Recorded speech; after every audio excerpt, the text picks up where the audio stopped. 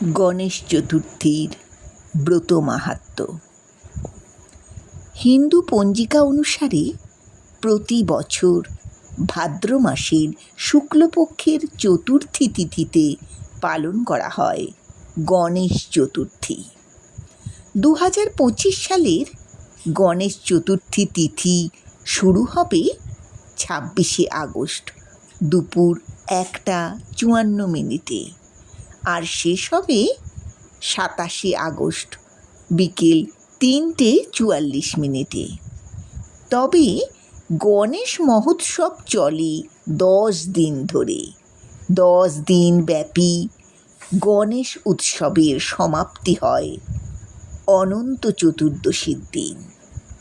তবে 27শে আগস্ট সকাল 11:05 থেকে দুপুর 1:40 পর্যন্ত পুজোর শুভক্ষণ।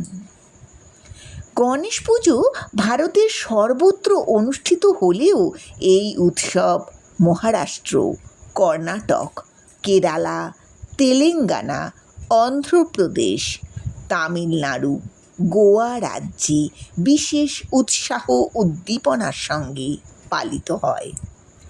ভারতের বাইরে নেপালে, শ্রীলঙ্কায় গণেশ উৎসব মহা ধুমধাম সহকারে পালিত হয়। দেবাদিদেব মহাদেব এবং দেবী পার্বতীর জ্যেষ্ঠ পুত্র হলেন শ্রী গণেশ। শাস্ত্রমতে সৌভাগ্য, সমৃদ্ধি এবং বুদ্ধির দেবতা হলেন শ্রী গণেশ। প্রভু গণেশের আশীর্বাদে সকল কাজে সফলতা আসে এবং সিদ্ধি লাভ হয়। স্কন্দপুরাণ অনুসারে ভাদ্র মাসের শুক্লপক্ষের চতুর্থী তিথি হল সিদ্ধিদাতা গণেশের জন্মতিথি। এই দিন গজানন ভক্তদের আশীর্বাদ দানের উদ্দেশ্যে মর্তে আবির্ভূত হন। নিষ্ঠা ভরে উপাসনা করলে সিদ্ধিদাতা গণেশের আশীর্বাদে সমস্ত কাজে সফলতা আসে। ভগবান গণেশ হেরম্ব, গণপতি, গজানন, একদন্ত, বিনায়ক, পিল্লাইয়ার, ধূম্রকেতু, বক্রদন্ত, বিঘ্নেশ্বর, গজপতি, লম্বোদর, গণাধীপ, বিঘ্নরাজ, মহোদর, বক্রতুণ্ড নামেও পরিচিত। ভগবান গণেশের পুজোর প্রধান মন্ত্র হল ওম গণপতায় নমঃ। ভগবান গণেশের পুজোয় সিঁদুর, লাল ফুল, দূর্বা ঘাস, লাল কাপড়, পবিত্র সুতো, কলস, মোদক, লাড্ডু, নারকেল, পঞ্চামৃত, পঞ্চমেওয়া, গঙ্গা জল ব্যবহার করা হয়। মারাঠা শাসক ছত্রপতি শিবাজি মহারাজ ব্রিটিশ উপনিবেশিক শাসনের বিরুদ্ধে জনগণের মধ্যে ঐক্য ও দেশাত্মবোধ জাগিয়ে তোলার জন্যে গণেশ চতুর্থীর উৎসবকে সামাজিক উদযাপনে পরিণত করেছিলেন।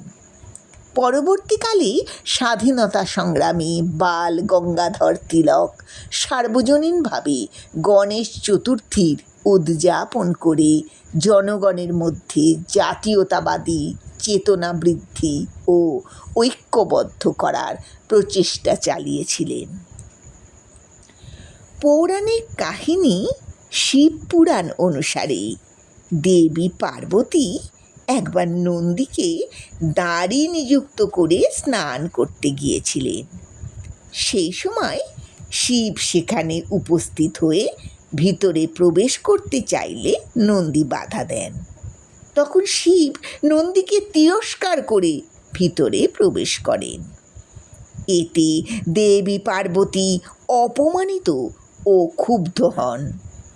তখন দেবী পার্বতী জয়া ও বিজয়ার সঙ্গে পরামর্শ করে মাটি দিয়ে, মতান্তরে নিজের গায়ের ময়লা দিয়ে একটি সুন্দর পুত্রের মূর্তি তৈরি করেন এবং সেই মূর্তিতে প্রাণ প্রতিষ্ঠা করে তাকে নিজের বিশ্বস্ত অনুচর নিয়োগ করেন। এরপর একদিন সেই কুমারকে দাঁড়ি নিয়োগ করে স্নান করতে গেলে শিব সেখানে উপস্থিত হন এবং ভিতরে প্রবেশ করতে চান। কুমার শিবকে বাধা দিতে চাইলে ভগবান শিবের অনুচরদের সাথে কুমারের যুদ্ধ হয়। সব অনুচর পরাজিত হন। পরে ভগবান শিব যুদ্ধে অবতীর্ণ হয়ে ত্রিশূল দিয়ে কুমারের মাথা কেটে ফেলেন। এই সংবাদ শুনে দেবী পার্বতী ক্রুদ্ধ হয়ে সৃষ্টিকে বিনষ্ট করতে উদ্যোগী হন। নারদ ও দেবগণ পার্বতীকে শান্ত করেন। পার্বতী পুত্রের পুনর্জীবন দাবি করেন ও ইচ্ছা প্রকাশ করেন যেন সেই পুত্র সকলের পূজ্য হয়। কিন্তু কুমারের মুণ্ডটি আর পাওয়া যায় না। তখন ভগবান শিব তাঁর অনুচরদের উত্তরমুখে প্রেরণ করেন এবং যাকে প্রথম দেখা যাবে তার মস্তক নিয়ে আসতে বলেন। তারা একটি একদন্ত হস্তিমুণ্ড নিয়ে আসে। দেবগণ সেই হস্তিমুণ্ডের সাহায্যেই কুমারকে জীবিত করেন। ভগবান শিব তাঁকে পুত্ররূপে স্বীকার করেন। দেবগণের আশীর্বাদে এই কুমার সকলের পূজ্য হন এবং গণেশ নামে পরিচিত হন।